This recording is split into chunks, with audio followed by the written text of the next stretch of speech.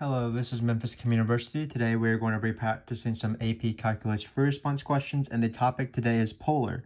So what we've done, of course, is we've created videos, difficulty 1 all the way up through difficulty 10, where we slowly progress through that playlist. And we do this for every single free response question topic, including BC topics like parametric polar and Taylor series, but also AB ones like area and volume, differential equations, and things like that are also on the BC exam. So today we're doing difficulty number 2 of these polar free response questions, so it shouldn't be too bad. While polar free response questions can get pretty difficult, as you'll see when we hit 7, 8, 9, 10. In this case, we're still sort of at the beginner level. So we're still trying to master the rules. If you watched our difficulty 1 video, I thank you for that. And you remember that we focused on area when we do polar questions as well as derivatives, and we'll be doing the same here. So we might as well get started. So again, this is calculator. We have this region here. So my graph isn't perfect, but this is supposed to be a circle, and this is going to be r equals 4. Remember, there's two functions. The one that is the circle around radius, around the origin with radius 4, that's going to be this circle right here. And then this other weirdly shaped thing, I'm not sure what I'm going to call it, but this other guy, the knot circle, we can call it the knot circle, that's going to be 5 minus 2 cosine theta. And what it tells me is that it intersects at these points pi over 3 and 5 pi over 3.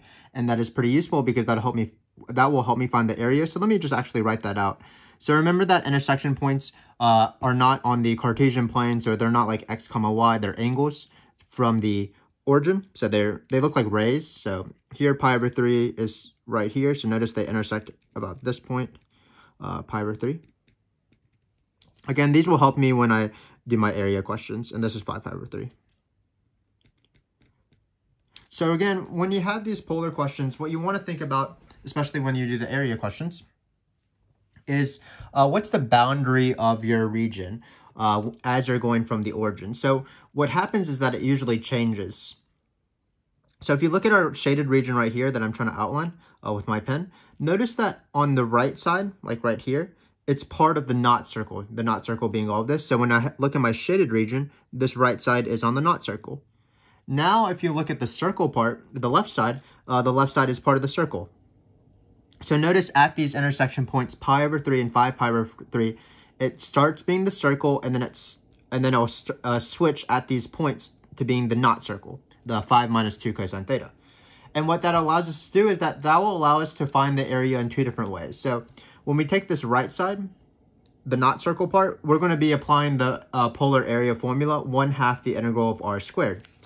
Then when we do the circle part, we're just going to determine how much of this circle is in the actual shaded region. So notice there'll be a lot of the circle that's not in the shaded region, but we'll determine exactly how much of the circle is in the shaded region, and then we will add the two areas. So if you want, we can call this area maybe A, that's going to be for the circle, and then B for the knot circle. And again, what we're going to do is a pretty common math trick and a trick for life, basically. When you have a difficult problem, you split it up into two and you sort of do them individually, and then by the time you do them, you should be able to solve the problem. So again, let's do the circle part. So the circle part is actually not calculus, it's just geometry. So the area of A is going to be part of the circle again. So we had to determine how much of the circle is it. Well, if you notice, we start off with the point pi over 3, and we go to the point pi over 3. Basically, we want to determine how many degrees is this part right here. And there's two ways to determine that. You can do either subtraction from the whole or just try to add it up. So if you take this circle, again, our goal is to see how much of this sector, this Pac-Man looking shape is of the circle. So one way to do it is sort of subtraction. So remember, pi over 3 is 60 degrees. 5 pi over 3 would be the same thing as negative pi over 3. So that's another 60 degrees. 60 plus 60 is 120. So that would be the thing that's not part of the circle. So then you would subtract off 120 from 360. So if you notice, this is actually going to be 240 of the circle. Another way to think about this is notice that it's a half circle, that's 180. And then this part right here is the rest of the first quadrant. So in this case, this would be pi over 6 or 30 degrees. And then you add another 30 degrees. So 180 plus 30 plus 30 is equal to 240. So in every case, this sector is going to be 2/3 of the circle, 240 out of 360 degrees. So let's write that down. So area of A, this is the circle part. It's going to be pi r squared. So in this case, it's pi times 4, because r is 4 here, over 2. And then it's going to be 2/3 of that. So not over 2. I don't know what I'm doing here. Pi r squared times 2/3. Because again, it's 2/3 of the circle. It's 240 over 360. So in this case, if you multiply this out, 4 squared is 16. 16 times 2 is 32. So this is going to be 32 pi over 3. And that's the area of this guy right here. So now what we have to think about is how to do the area B. And again, that'll be separate. So when we're thinking about the area of the B, the not circle, meaning the 5 minus 2 cosine theta part, we're going to be using the area formula, the area polar formula, which is 1/2. I don't know how to write 1/2 for some reason. Integral of A to B of r theta squared, where r is going to be, of course, 5 minus 2 cosine theta. But of course, the hardest part about this formula is not the r. All you do is replace the r with whatever it is, if you are dealing with one function. But the hard part is determining the points. So for example, if we were sort of careless and we put pi over 3 on the bottom and 5 pi over 3 on the bottom, the actual area we would be finding is the opposite of the area we want to find for the entire region. We would actually be finding this area right here, if you can see where I'm outlining. Because it would be the area from pi over 3 to 5 pi over 3 for this region, or for this graph 5 minus 2 cosine theta. But what we want to do is we want to find this area right here. So there's actually going to be two ways to do it. Perhaps the one way, if you want to always apply this formula, is to think about this angle as negative pi over 3. So you're going from the angles from negative pi over 3 to the angles of pi over 3, and that will give you the formula. Another way to think about it is, again, if you have a question that's pretty complicated, you might be able to break it down and do simpler parts. So notice if we're finding the area of this B region, what I can do is I actually can break it up in two different parts. I can split it up at 0 and do the area from 0 to pi over 3. Then I'll find this top half of the area. And of course, because this graph is symmetrical, this is going to find me this area as well. It'll be equal, and then I'll just double it. The area I find from 0 to pi over 3, because that will be the entire area of B. And that's what I'm going to do. So what I'm going to do is I'm going to write 2, because I'm going to find double the area from 0 to pi over 3 will be the area that I want. Then it's still 1/2. So these 2 and the 1/2 will actually cancel. 1/2 comes from the formula. 2 is because we're doubling. And then we're going to go 0 to pi over 3, because that's the angles of this region, 0 to pi over 3. And then we're going to put r in this case. So again, why did we break it up in the very beginning? Because we're using this formula as much as possible. This formula only has one r, so we have to see which r forms the boundary of the region on this side B, and that's 5 minus 2 cosine theta. We're going to remember to square because that's part of the formula, and then we're going to do this. And then this is going to be the answer. So we're going to find area B, and then finally we're going to add the area of A, and then we will find our entire answer. So when I type this in a calculator, I don't have to write 2 times 1/2, of course, because they simplify. Keep in mind that if you're doing this, you want to be in radians in these calculators, because you will not have the right answer, which would be sad. So again, all I'm going to do is type in this integral right here. So it's 0 pi, hit cap locks accidentally, pi divided by 3. And then we're going to write 5 minus 2 cosine of x. And then we're going to put this in parentheses. So let me insert a parentheses here. Insert a parentheses, because remember the formula is r squared, not just r. So insert another parentheses. Let's just put a squared here. And then let's go over here and hit the x. So looks like we're going to get 11.81985, whatever it is. So let's write that down first. 11.820, I guess, is the rounded form. So remember that this is just the area of B, because we did 1/2 r squared. We doubled it, so we found the area from here to here. That doubled is the area from this, but we do have to add the area of the sector, the part of the circle earlier, plus 32 pi over 3. So our final answer we can put in this box, it's going to be this area plus this area. So this guy plus this guy. So we're going to do 32 pi divided by 3. And then we're going to add this one right here. Looks like we're going to get 45.330. So again, I'm going to focus on this question quite a bit because this question is probably the hardest question in my opinion when you're doing these polar FRQs, the area part. And it really has nothing to do with the other part, so we can just focus on this and then we can move on. So again, I want to find the area of this shaded region right here. Oftentimes what it's going to be is it's going to be part of a circle plus or maybe minus part of another graph that's not going to be a circle. In this case, it's 5 minus 2 cosine theta. So in this case, what we saw is that these intersection points are really nice because it breaks it up into part of a circle and then part of this graph 5 minus 2 cosine theta. For the circle part, what we did is we determined how much of the circle is this region right here. And in this case, it was pi r squared, that's the area of a circle, 2/3, because we have 30 plus 180. Then for the area B, we use our area formula, our trusty area formula, 1/2 integral of r squared. But we realized that, like usual, what's going to be hard are the endpoints. And we figured, well, we can do something clever. We can find the area from 0 to pi over 3 and then double it. That will find the area of B because this area of this top half of B is the same as the area of the bottom half of B. So double the area of the top half would be the entire half. And that allowed us to finish the question. So we had the formula, we found both of them, and then we added in the end. So again, for these area questions, it's nice to break up things into circles and parts of circles and not part of circles.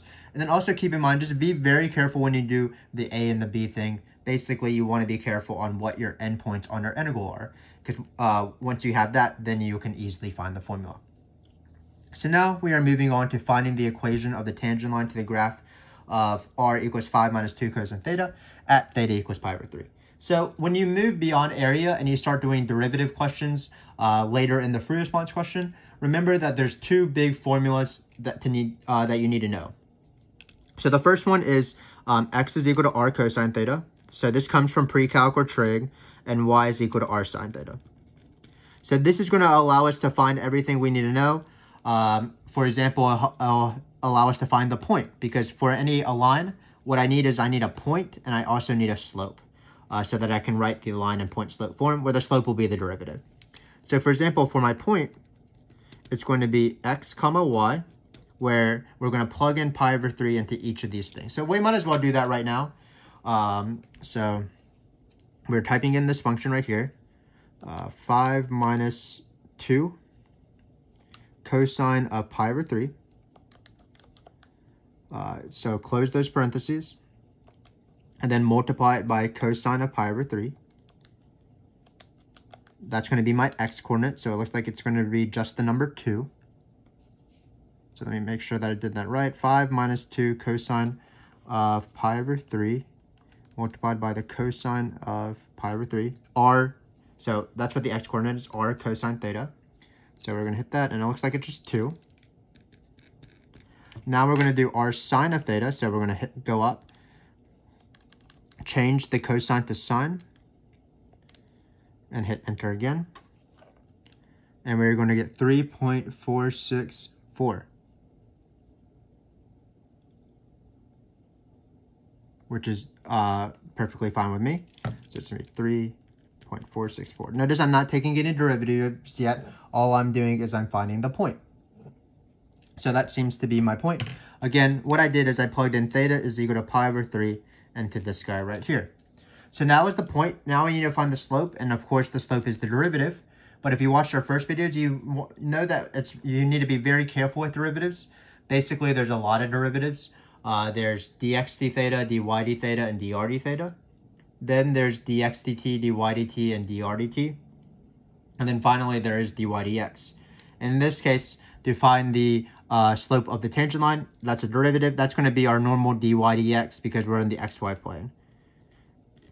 But of course, in polar, we can't find the derivative of y with respect to x automatically because both of them are in terms of theta. So what we do is we employ the chain rule, and we know that dy dx is the same thing as dy over d theta divided by dx over d theta. So we're going to do that. So we're going to go back to our function. Now we are going to be taking derivatives. My calculator here, Freddie, he can just take the derivative for me.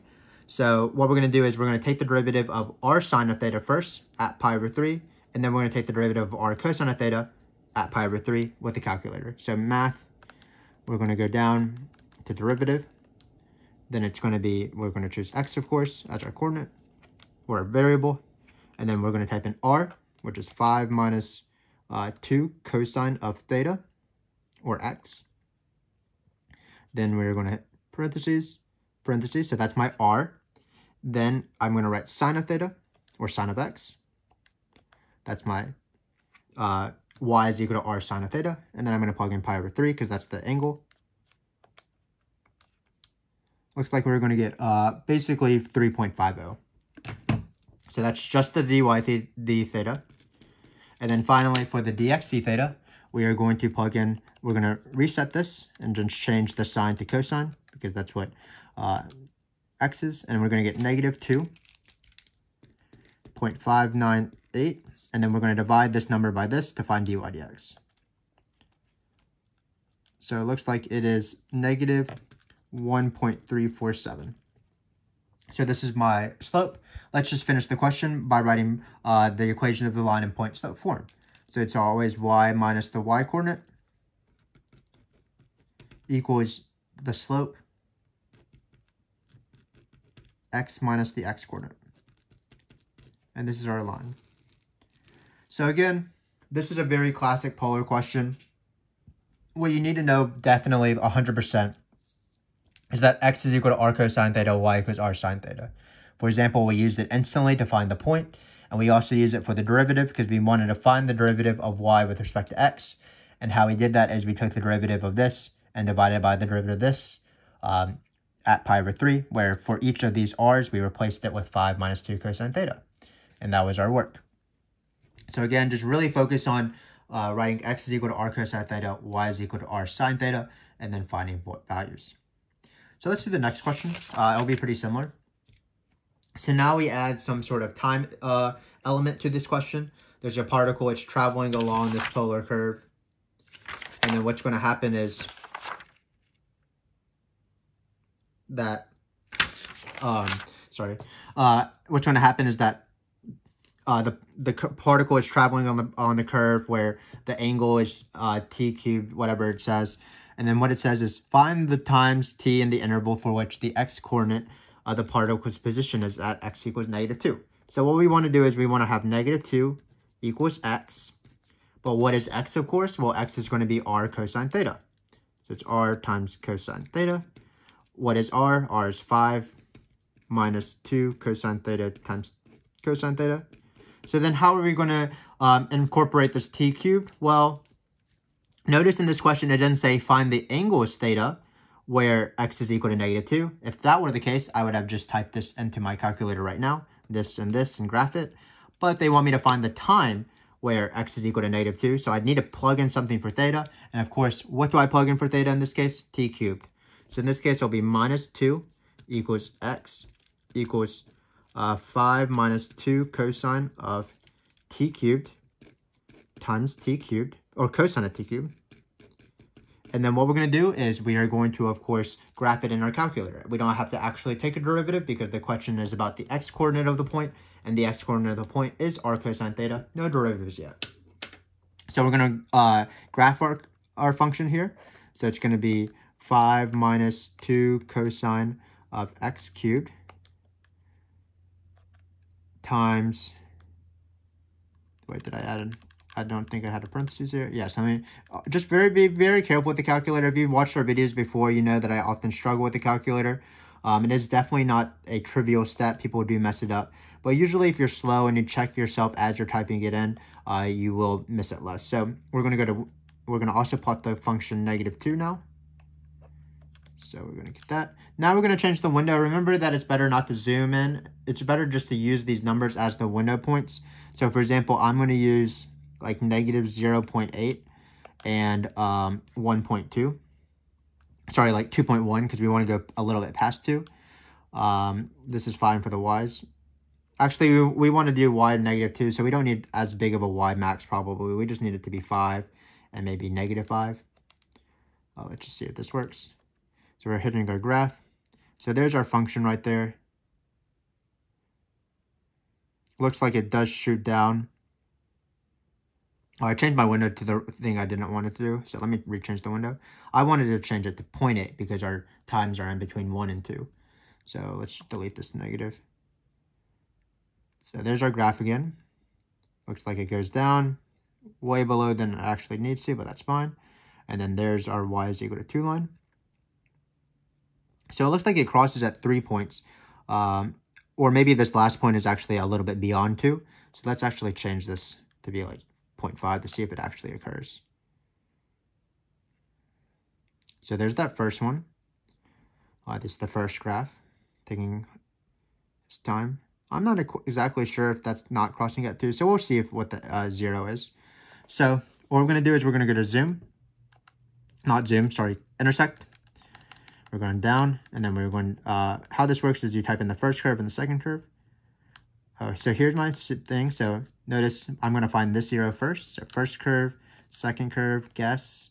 Looks like it's going to be 1.245. So that's one of my numbers. That's great. So this is really t values, right?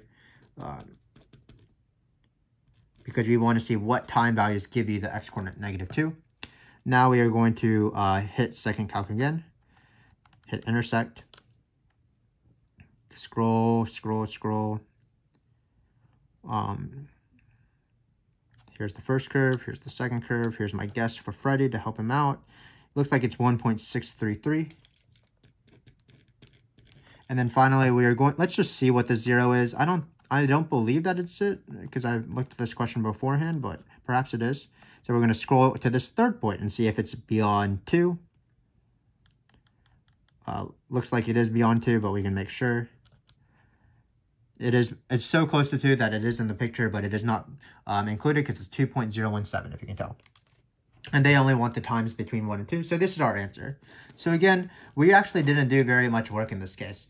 Again, this question relied on how do you know the formula for x and do you know the formula for y in this question? Basically just x. It's r cosine theta. How did we deal with the times? Well, all we did was we plugged in t cubed.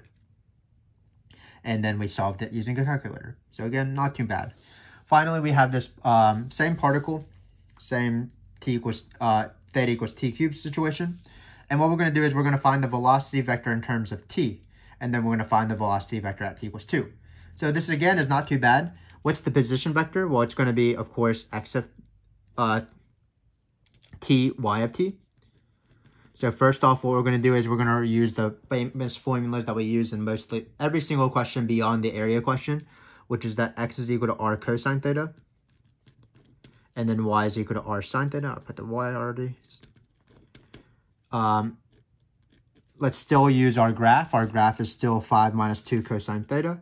So we're going to have 5 minus 2 cosine theta times cosine theta. That's what r times cosine theta is. Then we're going to have r times sine theta now.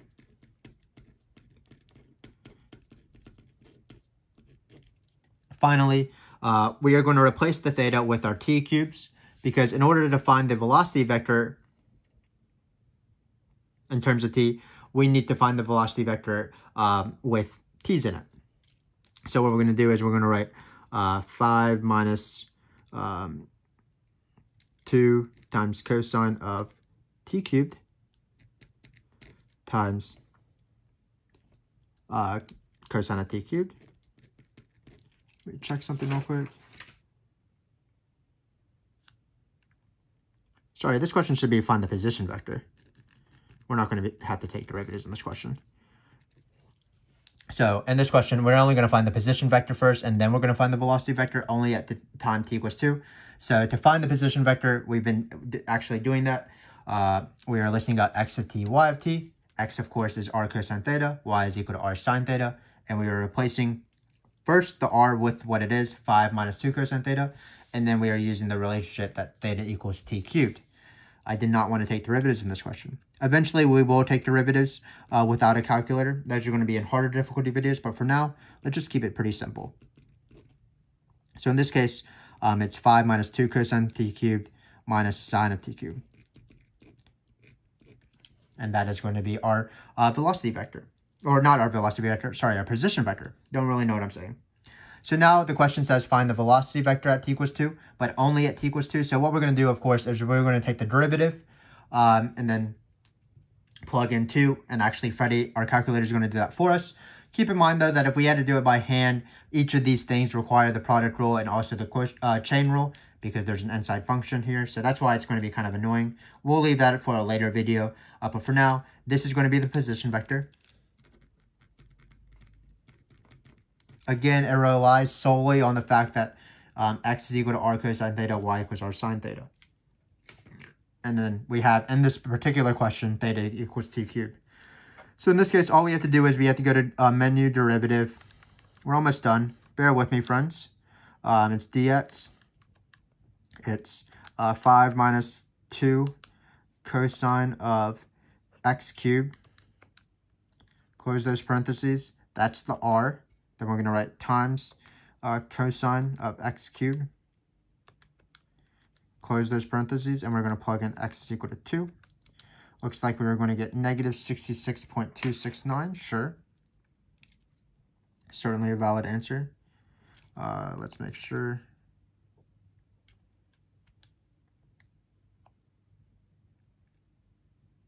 Yeah. So negative 66.269 is the derivative. And obviously, when you type in the y one, it's actually easier to type in because you just change the cosine to be sine, and then you're good to go. So here it's sine, and it's 14.251.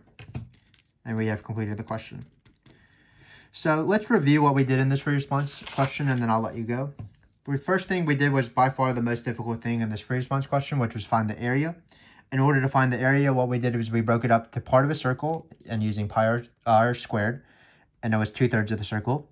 And also for this part right here, we did 1/2 integral of r squared, but we saw that we could split it up into 2, so we should double our answer.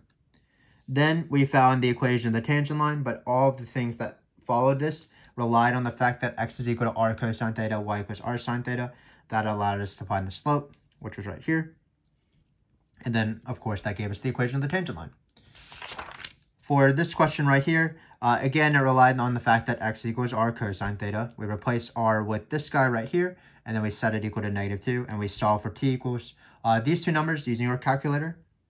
Finally, we only wanted to find position vector and then velocity vector at any time equals 2. Again, we relied on the fact that x equals r cosine theta, y equals r sine theta. We replaced the r's with it what it is. Theta in this case was t cubed, so we were just like, whatever, let's replace this with t cubed. And then we find the velocity vector using our calculator by taking the derivative at a point of this function and this function at t equals 2. And that's how it was done. So hopefully this was useful for you. Again, you want to know two main things. You want to know area, and also you want to know x is equal to r cosine theta, y equals r sine theta, and then how to find derivatives based off that. Remember that we didn't really take that many derivatives in this video, but we will in future videos. But there are three main derivatives that are easy. Any derivative with respect to theta is easy. dx theta, dy theta, and dr theta. When you do dx dt, dy dt, and dr dt, those rely on the chain rule. And then when you have dy dx, that is the chain rule, so that's why it's this right here. But again, if you want to see those videos and get more practice, then continue watching. We definitely appreciate your support of our channel. And until next time, thanks again, friends.